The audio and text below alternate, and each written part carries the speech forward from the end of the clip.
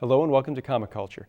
I'm Terrence Dollard, a professor in the Department of Mass Communication at the University of North Carolina at Pembroke. My guest today is Greg Staples. He's an illustrator. Greg, welcome to Comic Culture. Hi, great to be here. Now, Greg, I see behind you, you have what appears to be an original art piece that you did for Universal. It seems to be Frankenstein. So I was wondering if you could talk a little bit about how you get involved with big clients like Universal to do officially licensed prints. I think, that particular run of prints was done through a company called Vice Press, who I'd worked with occasionally on, I'd actually just done a print for Thundercats, actually a painting for Thundercats. And we got along really well. I really liked the quality of their products. They got in touch and I actually sort of said to them before, I'm a big Universal Monsters fan.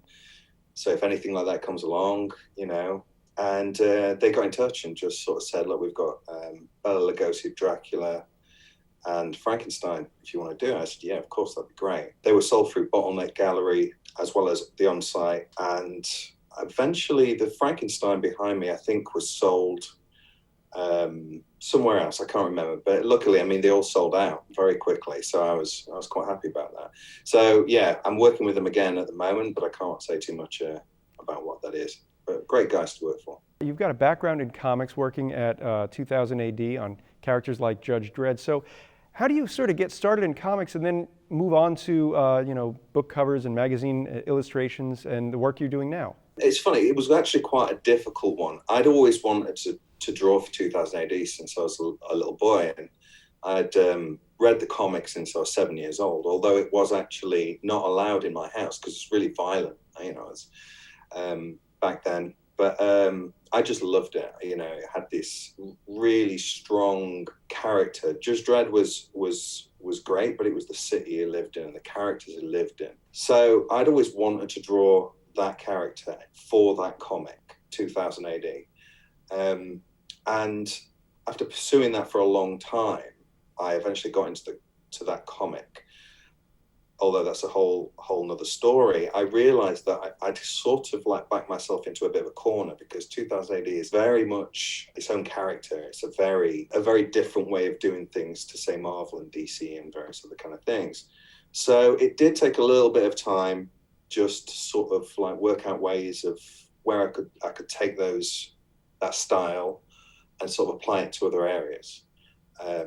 So I think the first thing was that I started working, other than little sort of side jobs, I started doing some work for a company called Gremlin back in the very early 90s. And my first job for them was to design a game called Loaded for the PlayStation 1. It was one of the original PlayStation launch tiles. And because the characters were very comic, very sort of they basically just said, look, you just use your imagination. So I just came with crazy stuff, but it was very much like what I'd been doing, and for some reason it started to springboard into other areas. Yeah, so I think that kind of opened up other doors. If you're doing characters for a video game and you're given free reign, are you responsible for the world they inhabit, or is it just character design and maybe some of the cutscenes? Things are very different now, I think. Back then, I was given a crazy amount of freedom. I don't think I realized how lucky I was back then.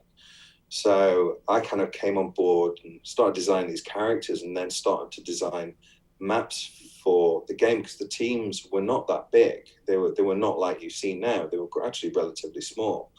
And there was new technology coming in with the PlayStation that nobody had seen before. So it was all kind of a bit of a test ground. And I was very young and just a bit cocky and just thought, you know what, I'm just gonna go for it, just like I kind of always had done, always getting told off for kind of, you can't do that. And yet, for some reason, they all kind of got made. And it was that it was less about the illustration, it was more about the big picture, about what do I want to say about this. And it was always about just really wanting to push some boundaries and do something like I'd never seen before. Now, there was a brilliant team on that, so I was definitely, inexperienced and whatever else. I've realized that was very different from what you do now, because, you might design some concept art some characters, but then that might be handed over to some other people, and then they might do something else with it, and then it might, with that, it was kind of literally from the drawing board to the modeler to the programmer. But like, I still remember doing maps for that game just on graph paper. I had no idea what I was doing. I was just like, it was like nobody's designing this thing, so I said, I'll draw some maps on this graph paper, and and the game has got a bit of a cult following now, so I'm actually quite proud. I don't think I realized quite what it was at the time, but yeah, it was a good experience. It's interesting because when we're young, we tend to do things fearlessly, and when things work out, we don't necessarily think of the steps that we've taken as being bold. And then we kind of look back, we start to see that there was something epic about that. And it seems that you've sort of been progressing, maybe being more measured in your career, because you've gone on to, from that game to being a concept artist for films like World War Z. So what is it that a concept artist does? Oh, for World War Z, I was the costume illustrator, which is different from the costume designer. Now, I'd got a few friends who were concept artists on Friends and on other films, sorry.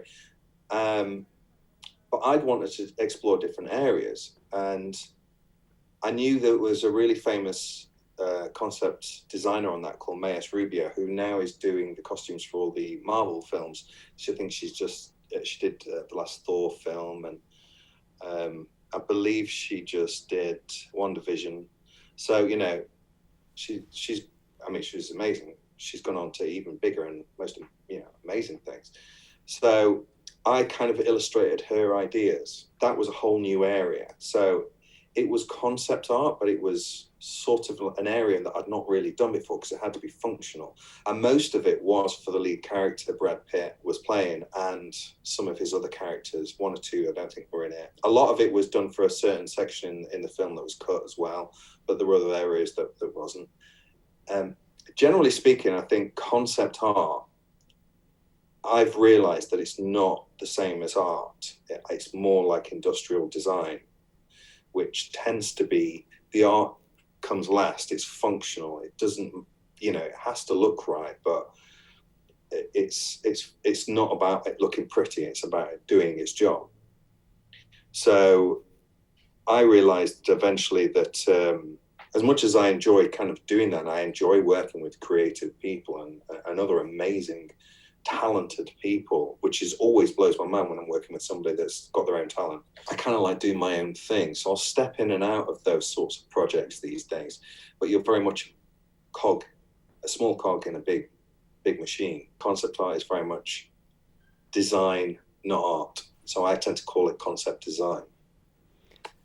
I'm imagining this is going to be different than, let's say, maps on graph paper. So if you're trying to come up with something that is functional, how are you doing that? Is it, again, on paper and with pen and ink, or is this something where you're using some digital 3D tool where you can kind of see how it works and make sure that it does function? Well, I think for most of mine, I've sort of stuck with Photoshop and Corel Painter. I started to do a little bit of 3D, but it's getting more and more realistic, especially some of my friends that are sort of, have worked, some of my friends have worked on the big movies like Harry Potter and things like that.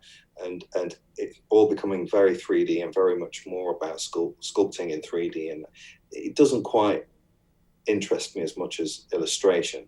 So for things like that, a lot of it was, I'd sometimes take photos, I'd sometimes just illustrate, and it just kind of had to look realistic and like it would work.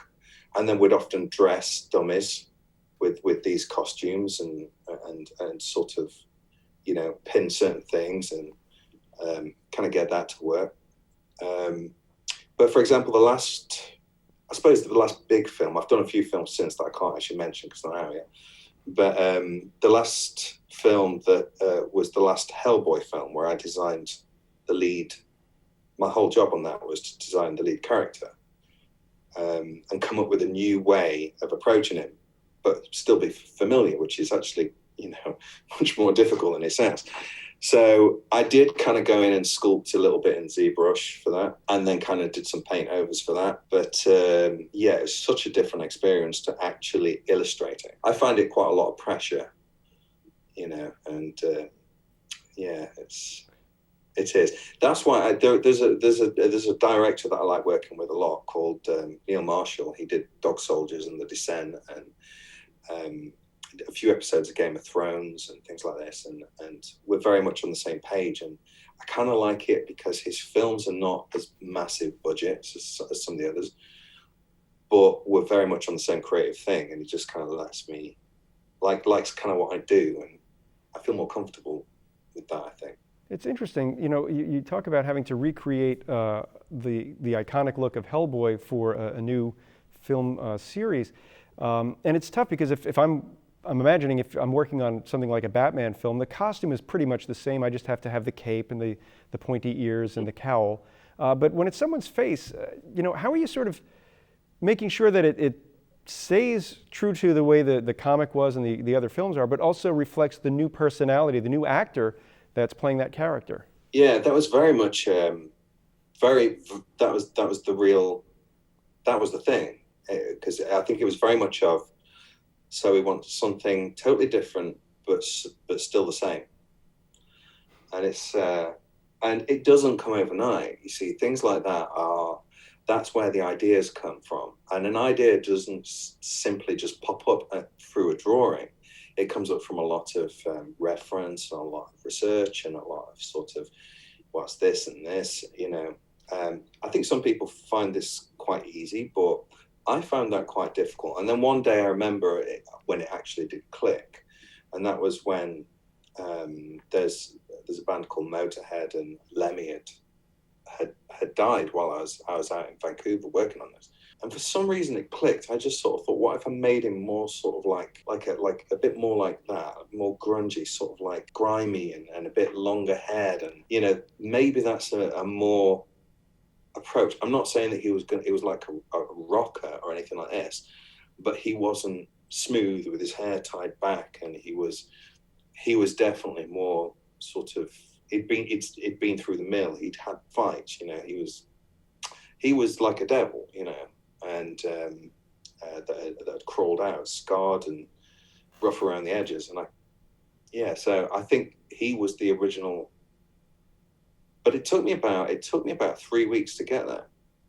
Of many, many different designers. Being another artist, that we were both sort of on him, and then I was on him full time after that, and then it sort of developed from there. And it's always about what the director likes, and often the director might say, yeah, which is usually, or maybe nothing, and then occasionally we'll just go, yep, that's it, and then you kind of go, and then you can kind of build on that. I've also noticed that concept art, concept design is like building.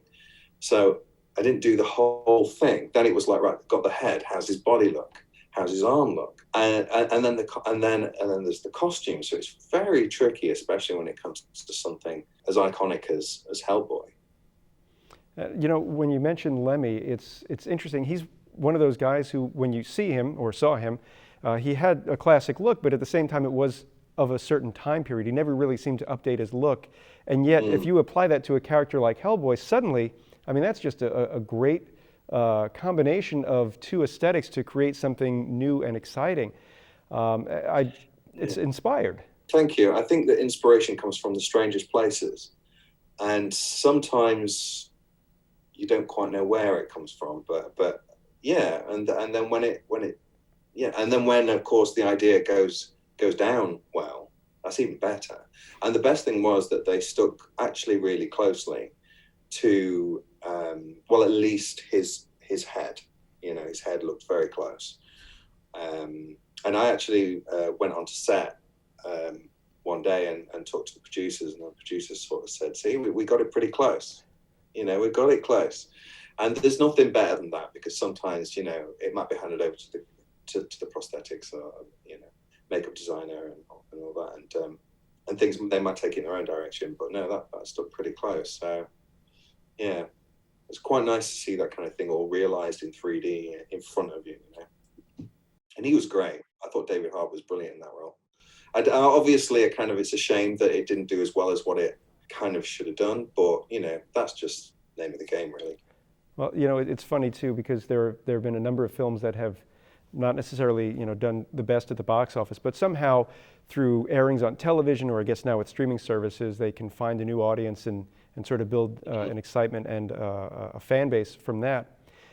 You had mentioned inspiration, and I know it's important for an artist to be inspired, but you're a professional artist, and I'm sure there are times when you are facing a deadline, doing a project, and maybe that inspiration's not 100% there. So how do you sort of motivate yourself to get the work done and do the best job possible, even if you aren't quite feeling it? Well, I do a lot of planning these days. So I think in the old days I used to do things on the fly, and I think the kind of work showed a bit of that. Whereas now I will, I'll take my brief, whatever that might be, and then I will just, I actually don't work. I have a life outside of this, so I enjoy my life outside of it. So I'm not somebody who's in the studio the whole time. I think that you get your best inspirations while you're actually living a normal life and doing things, So, and often I'll take my sketchbook and just go down to the coffee shop, and just enjoy what I'm doing. And things don't always, you see, you don't need to be inspired to do that. You could just be sat having a nice coffee, reading through your brief, and I'll do little thumbnails and little ideas here and there. And then I might take them back to the studio, do a little bit of research. Once I've eventually got an idea, then I'll often do a fairly detailed sketch, and I'll always do a color rough now based on that sketch. So it's kind of like in steps. So when it actually comes to the final painting, I almost kind of don't feel that I don't need to be that inspired, because it's all there just waiting to be done. And I know how it's going to be done by that point. I think that's the difference between being an artist and where you're sort of feeling it all the time, and being an illustrator where you've got a job to do.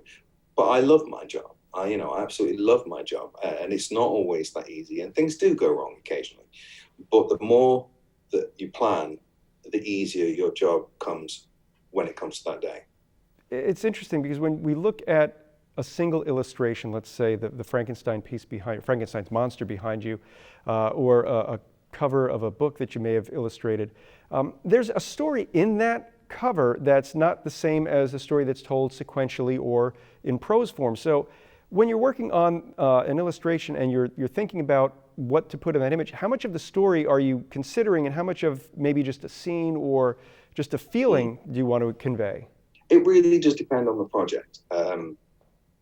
Personally, I always like to have a scene.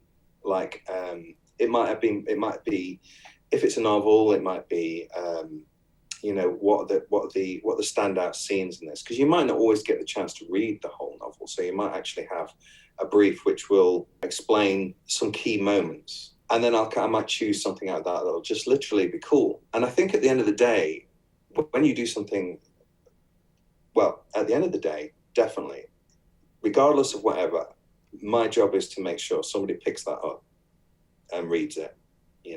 So sometimes, even if it doesn't always feel that way, I always try to kind of get, close to the story or close to whatever it is for the respect of the writer or the publisher or whatever else. But at the end of the day, that's got to look good. It's got to look cool, and people, I just want I want people to pick that up and go, yeah, what's that? What is this? And then the book can do itself. I know Frank Frazetta used to take that to the extreme, where there'd be a novel, and often the covers would not be related, wouldn't relate at all to them. Sometimes they'd write a novel around his covers. I'm not quite that extreme, but it's definitely a way of I have to kind of think, right, I've got to spend some time doing this. I've got to enjoy it. Is there a particular genre? I mean, it seems like you are good with fantasy and horror illustrations. Is there a genre of books that maybe you've done some work in, or a game that you've done some work in, and you think to yourself, it's not quite in my set of skills. It's not quite what I'm familiar with, but I can make it work because, you know, I've got a great sense of color, or I've got a great sense of composition. And even though the palette might be brighter, the light might be different, I can make it work. Yeah, it's a good question actually, because I think one of the reasons why I've managed to be quite successful in a game like Magic the Gathering or something, or successful in getting at least more work, and because it's always about where's the work coming from next, is because of my comic book background. When we worked in comics, and I was one of a handful of painters that started around the time of Simon Bisley back in 2000 AD, back in the day, and you had to be fast, and you had to be able to draw and paint anything fast, you know. And I see a lot of illustrators who do these beautiful paintings, but they might take weeks, months over them. So but I'd sort of learned a technique where I kind of thought I can do that quite fast. And so I was kind of getting work based on, oh, Greg could probably have that in a couple of days, you know, but the quality would still be there. Now, I've slowed down a little bit as I've got older, definitely. And also, I kind of don't want to be kind of constantly on those deadlines, like beating myself there. But yeah, being a comic artist definitely helped with that speed, because if you weren't fast, you didn't get paid, and you were starving that month. So, you know, Dermot Power, who is a good friend of mine, who, you know, he's the concept. We both used to draw Judge Dredd for 2000 AD back in the early 90s. And he said that's one of the best things was us starting out as painters in comics back in the early 90s, because it was brutal. You know, we had editors that were like, oh, very tough. So coming to work for a company like, you know, Wizards of the Coast, who are just wonderful to work for, and so just very supportive. And I pride myself on being able to kind of be a jack of all trades, but really, you know, I'm my worst critic, so my standards have to be high, regardless of whatever it is. Or, you know, in my own, that's what I try and do anyway. Now, I see we have about 5 minutes left in our conversation. I wanted to talk to you about, you made a point before about how there are things outside of the art studio that you want to do. So how do you sort of organize your day and your week so that you can get your work done, but still have time for the family and, you know, other outside studio activities? Well, I very much treat my work like a working day. You know, I'll start work at 9 o'clock, and, you know, usually finish around 6. Sometimes I can go on to 7. But I always try and keep weekends free, unless I, you know, really need to work, or if I really need to hit a deadline. So, and I take holidays, you know, and you know, and just try and have a good life outside the studio, so that when I come into the studio, I'm fresh, and I'm, you know, there's no better place. I've actually realized that, you know, over, I think, the last 4 or 5 years, that the studio is where I'm very happy. You know, it's got everything that I want. It does what I want. It's constantly surprising me, my work, and I'm constantly having ideas. And I think that's because I do treat it like you know, like a job, but the best job in the world, you know. And are you working at a studio in your home, or are you renting an office space somewhere and getting out of the house to keep working? I did used to have a studio, which was close by, but no, now I had the loft of my house converted into a studio, because the lighting's really good and it's quiet where I am, and yeah, and it's just, I quite like it because I can just kind of go up to the studio and tinker around with a painting at any point if I want to. So yeah, and it's a nice environment. Lots of memories of lots of things I've worked on just dotted around the room, you know. So it's, yeah. Well, we have about a minute or so left. Before I ask if there's a way audiences can find out more about your work, working at home, does that mean that you hear the knock on the door, maybe there's a chore that has to be done that you've got to, you know, say you can't do because you're working right now? Yeah, well, there's very often somebody knocking at the door for post or whatever else, and I'll go downstairs holding paintbrushes and, you know, covered in paint. So just part of daily life. And Greg, if people wanted to find out more about your work, where can they find you on the web?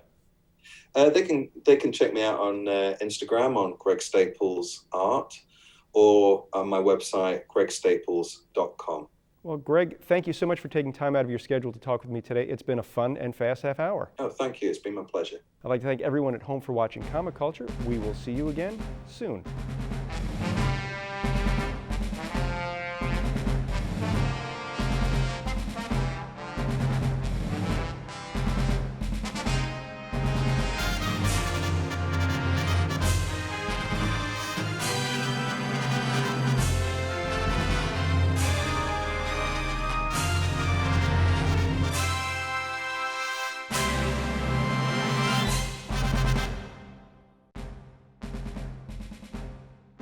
Comic Culture is a production of the Department of Mass Communication at the University of North Carolina at Pembroke.